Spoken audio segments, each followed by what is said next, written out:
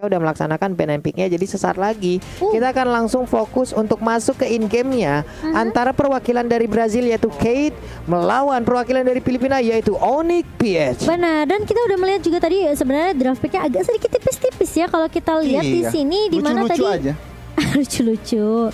Dimana tadi ada Estes yang dibuang sepertinya dari Onyx Filipina. Mereka respect banget sama Estesnya, dan juga bakalan kalau kita ngeliat ada Povius nih, kalau kita bisa lihat ya, Povius tadi dibuang, Hayabusanya juga dibuang, ada Nathan juga yang dibuang sama tim Onyx Filipina. Sementara Beatrix pun tidak dilepas Pak Pulung. Yap, sementara itu untuk sekarang kita udah langsung melihat Land of Dawn yang bisa langsung kita saksikan bersama-sama pertandingan terakhir untuk grup B di hari ini antara Kate melawan Onyx PH.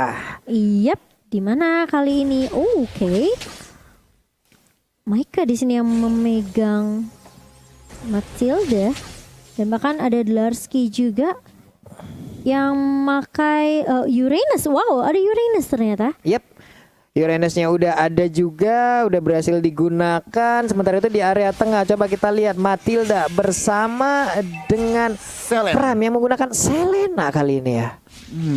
Cukup menarik. Dan kalau dari Onyx, Rafaela memakai dan juga Varsa. Sementara top lane Preman Gold lane-nya Preman Gold lane siap. Popol dan Kuba dan juga Lunox. Yep. Antara Marky dan juga Luis. King menggunakan Isansin-nya. Sementara itu coba kita lihat lagi menuju ke arah Onipea. Ada Popol dan Kuba, Rafaela, Parsha. Kairinya mendapatkan Amon berserta dengan satu pergerakan dari Uranus. Marky-nya di atas sana dengan Popol dan Kupanya harusnya bisa menanggulangi lane ini ya, karena Kupa itu sangat repotkan sekali loh. Mengganggu banget. Mengganggu banget. Dan ini ya memang sebenarnya udah disebut-sebut dari tadi sama Goni ya. Ini Popol Kupa tentunya dengan sisi yang cukup. Ini membuat teman-teman dari Onyx Filipina bisa ngeharas ke arah lane dari Lunox sendiri. Sementara di area mid, Bailoski masih lagi dan lagi melakukan hal yang sama.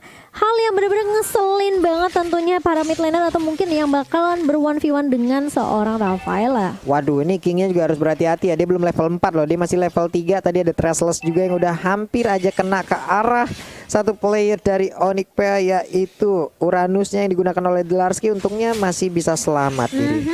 Yap, betul sekali. Sementara di area mid, sudah terkena sedikit damage, dan juga bakal ada federasi yang dibuka oleh seorang Hydra mengusir Maika dan juga Prim dari area midnya. Sebenarnya Maika di bagian tengah juga harus pergi lagi. Mereka akan melakukan pergerakan ke atas sepertinya untuk membantu langsung Lunox. Sementara itu Marky dilempari dengan Abyssal Row. Dia masih bisa menggocek karena jaraknya juga cukup jauh. Namun di bawah Tekashi yang menggunakan Esmeralda-nya harus masuk lagi ke dalam outer turret yang dimiliki. Ada cutting minion yang dilakukan Uranus sampai depan inner turret-nya loh. Sampai depan inner turret-nya loh. Iya, ada makan lihat. Ini yang justru mengesalkan juga. Zoning yang dilakukan tentunya sangat mengganggu. Dan kali ini dari Kairi bersama dengan Dlarsky ini bakal fokus untuk farming terlebih dahulu si Amon ya. Yap. Sementara itu ada King lagi yang udah terlihat ada di area atas sana. Sementara itu mereka bertiga sekarang udah mulai berkumpul. Ada lagi pergerakan dari Parsha udah level 5 ditembakkan Blood Flood-nya. Cycling Eagle langsung nabrak ke arah Parsha, berhasilkan mereka untuk mendapatkan, tapi ternyata tidak. Malah satu perwakilan dari Brazil langsung menghilangkan cukup cepat. Ada lagi pergerakan dari Blend of Order. Luisnya berhasil mundur ke bagian belakang dengan menggunakan Lunox. Namun untuk Dlarsky-nya Uranus mendadak ada di area tersebut untuk memberikan gangguan. Lompat lagi. Masih bisa selamat untuk langsung menuju ke arah lane yang dia miliki di area bottom. Wah, ini bakalan ngeselin banget nih kayak Uranusnya bakal ngecoba untuk nge-zoning terus-menerus. Dan apalagi kita tahu Uranus ini butuh banget yang namanya pasif untuk nge-regen HP-nya. Tentunya dia bakal nebein semua damage minion-minionnya buat ngedapetin pasifnya itu, Pak Pulung. Coba lihat Popol yang Kupa di atasan. Udah hampir hancur tuh. Bebas banget. Bebas banget. Dan ini yang harus diperhatikan ya oleh teman-teman Kit. Tetapi tampaknya di bagian apa ya, kalau ngeliat dari Onyx PH, mereka udah lead gold hampir 1000, belum genap menit 4. Yep.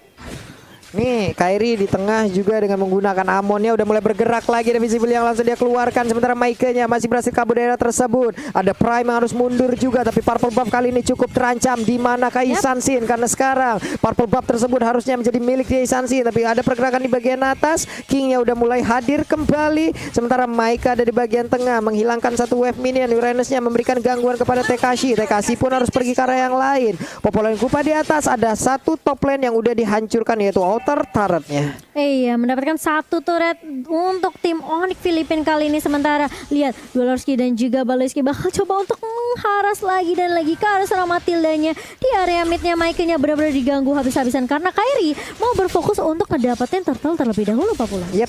Nggak bakal ada kontes ya harusnya ya, karena untuk King sendiri agak cukup beresiko ya apabila emang dia yang duluan maju ke area tersebut. Esmeralda juga sekarang ada di bawah, harus berhadapan dengan Popeleng Kupa. Ya. Popeleng Kupa udah dapet di atas, sok atuh aing pindah ke bawah ya. Yuk di Iya. bawah mau dihancurin juga nggak katanya. Dia bakal berfokus untuk dapetin turret di bawah, tapi lihat Hatred dengan Feather Astrek-nya mengusir 3 member dari Kate di area mid. Tapi ternyata TKC mulai maju kali ini dengan Falling Starmon, mencoba untuk mengharus ke arah seorang Hatred dan bahkan masih bisa di backup dengan cukup baik oleh Baleski dan juga Kairi. Yap, sementara itu sekarang pergerakan yang langsung dilakukan juga oleh pemain dari Kate. Ada satu Cycling Eagle yang mungkin udah dikeluarkan sebelumnya lalu memanggil rekannya dengan satu guiding wind. Dan sekarang Maike-nya digigitin oleh Kupa. Kupa sangat menyebalkan sekali, sangat merepotkan karena dia bisa mengganggu, memberikan gangguan di mana Popolnya bisa bergerak bebas jauh dari area tersebut loh. Banget. Dan kalau kita ngintip itemnya nih, BOD dari Marky udah mau jadi. Tetapi lihat menit 5 cuman 1 kill Pak Pulung, cuman 1 kill Momochan. Iya, ini masih tarik ulur aja, masih pok-pok aja nih Pak Pulung, masih coba untuk sentil-sentil aja nih ya. Yoi, ini dia 4 hero dari Onyx PH udah mulai bergerak ke bagian bawah. Satu outer turretnya juga udah langsung hancur. TKC-nya dipukul mundur. TKC pun harus masuk lagi ke dalam inner turretnya. Namun di tempat yang lain, Dwellerski seorang diri memberikan gangguan terhadap beberapa player yang dimiliki oleh Kate. Namun di bawah inner turretnya juga ditumbangin langsung. Ditumbangkan begitu saja dan kali ini di area midnya sepertinya akan menjadi target berikutnya dari Onyx Filipin. Sementara kali ini dilihat dari Dwellerski benar-benar kayak ini udah dia udah bakal ngejaga aja sih sebenarnya turretnya, tapi bakal coba diharas dengan burst damage yang benar-benar perih banget. Dwellerski harus hilang di area atas Pak Pulung. Dihabisin oleh 3 orang yang berhasil langsung masuk ke dalam outer turret tersebut. Namun di bagian tengah dibalaskan secara langsung, cepet banget. Atas dihancurin, tengah didapetin. Ini dengan formasi 1-4-0 ya. Onyx Filipin benar-benar kuat banget sih. Dwellerski-nya memang oke kehilangan nyawa gitu, tapi sebenarnya ini buying time yang cukup banyak untuk lane lainnya untuk tim Onyx Filipin sehingga membuat mereka bisa ngamanin 4 turret dalam waktu hampir 7 menit. Yap. Ini udah ada, wih banyak banget udah objektifnya. Ini dari sisi networknya juga udah sangat-sangat terlihat. Oli baptismnya kena langsung ke arah Maike, tapi Turtle-nya berhasil langsung diamankan oleh pemain dari Brazil. Ya itu ada King yang berhasil mendapatkannya. Namun Matilda pun kali ini akan menjadi korban, di mana mereka kehilangan 1 player. Abyssal Arrow-nya connect langsung ke arah Parsia. Namun Popoleng Kupanya udah gede banget, dikasih makan apa itu cepat banget badannya gede. Dikasih asupan terus-menerus nih kayak dari Kupanya. Dan bahkan Marky pun gak ada takut untuk ngirim Kupanya, ngegigit item Kupa ke arah pemain dari Kate sendiri. Jadi ini memang sedikit agak sulit ya dari Kate sendiri ketika mereka mau coba counter. Selalu ada Popol Kupa atau enggak selalu ada Feather Astrek dari Hatred. Nah, itu dia yang harus diperhatikan oleh teman-teman Kit. Lagi dan lagi di sini ekonomi beda tipis. Onyx PH mereka menang 2000. Tapi lihat turretnya, lihat ruang gerak teman-teman Onyx PH. 4 turret udah dihancurin.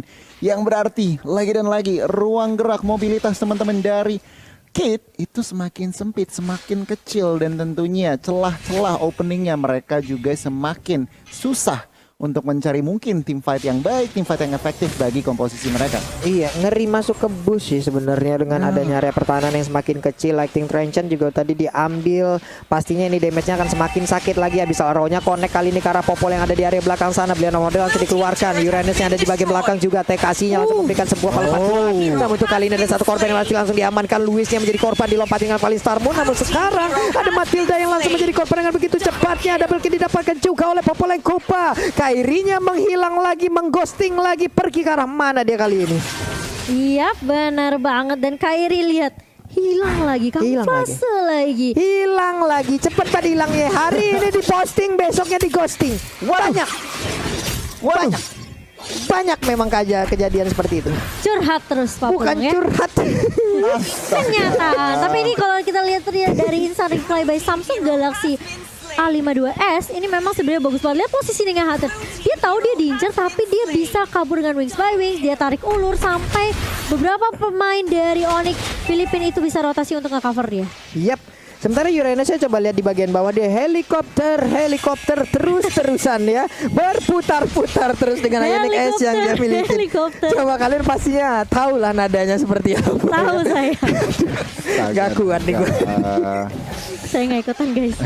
Saya follow up aja. Iya, tapi Lordnya pun berhasil diamankan oleh pemain dari Onyx PH. Dan lihat ini formasi yang sama lagi-lagi dibawakan oleh Onyx Filipin 4-1-1-nya di area bawah dari Darski-nya. Gak perlu untuk benar-benar join team fight. Mereka cukup pressure aja lane-nya, benar-benar coba di-clear minionnya secepat mungkin sama Darski. Lihat helikopter lagi dari Darski. Kali ini lihat region-nya benar-benar tinggi banget Pak Pulung.